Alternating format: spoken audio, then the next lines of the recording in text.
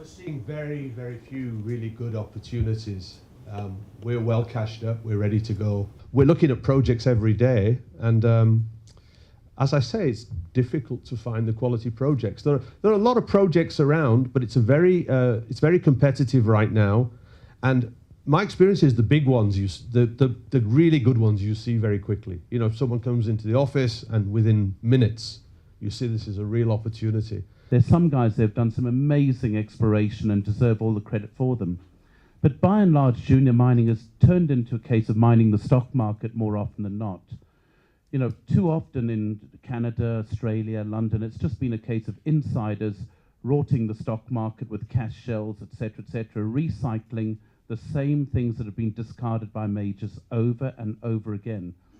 The idea is it's cynical. You basically put lipstick on the pig, take it to market, and hope someone will buy it. We've got a very simple approach: focus on cash flow, and we are winning. We've just raised our first funds finally. We're focusing on small, early stage, but very quick to cash flow assets. Every rand we invest has got a return 4 rand minimum before tax and 3 rand after tax. And we have one investment off the back of that. So my advice and learning has been focus on cash. Investors want dividends, not promises. So for us, it was a matter first and foremost of managing the business away from the risk.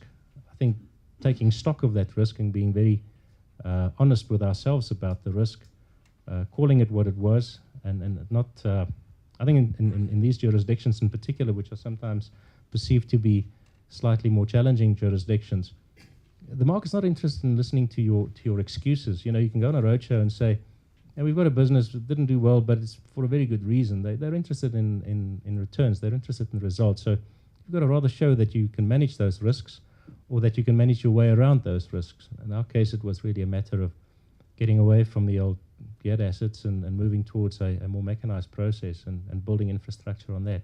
So cash flow was the focus.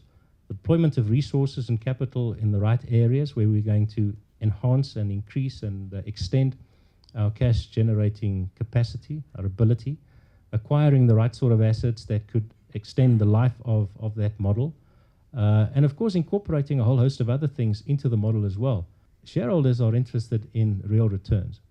Yeah, the world has become such a volatile place after 28. You no longer have to invest in resources in order to see a 5 or a 10 or a 15% movement in a share price over a short period of time. It happens to large balance sheets. It happens to blue chip companies as well. So what you're competing with nowadays is not volatility. What you're competing with is return. And what we saw, and it happened quietly over time, is that consistently managing that margin, paying out dividends, being conservative about sustaining your market capital and your capital of the business. In other words, if the share price is low, buy back some shares. If the share price is high, rather distribute a bit of cash by way of dividends. The market does reward you. And I think they also see that as responsible management. And if you go to a fund and you want to raise money, I think the integrity of management is almost as important as the quality of the asset. You've got to go there and you've got to be able to demonstrate that not only do you have a very good asset, not only are you aware of the risks associated with that asset and that you have a plan to deal with those risks, that you're aware of the environment within which you function, and that you have a policy and strategies to deliver into that environmental requirements or regulatory requirements, but you also have a team that can execute. And by doing those things, which I think are conservative and responsible things, as a team, ultimately, you also should gain a little bit of credibility in the market. And I'd like to add a fourth thing, which enabled us to be where we are now, is a very clear and simple strategy. We've essentially disposed of our loss-making assets, and through that we were able to generate a small amount of capital. And importantly, we focused on our core area of the Middle Orange River and targeted 1 million tons a month of processed gravel.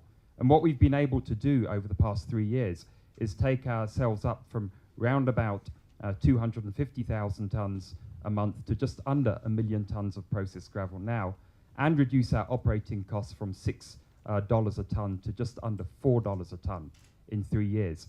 And having run 2 other juniors before this, it's very, very easy to go to the capital markets, dilute shareholders, and then try and fix it. But we decided, no, let's try and do the tough work ourselves. Let's try and fix what we have. let's grind everybody by doing it, which we did, and we've got a brilliant team to enable us to get where we are. And only when we have something which we can take to shareholders which has some really good value. And we're currently looking at maybe making another very large expansion, basically taking ourselves up to 2 million tonnes, or possibly making an acquisition, and or both. And then I think would be a ripe time to go back to the capital markets.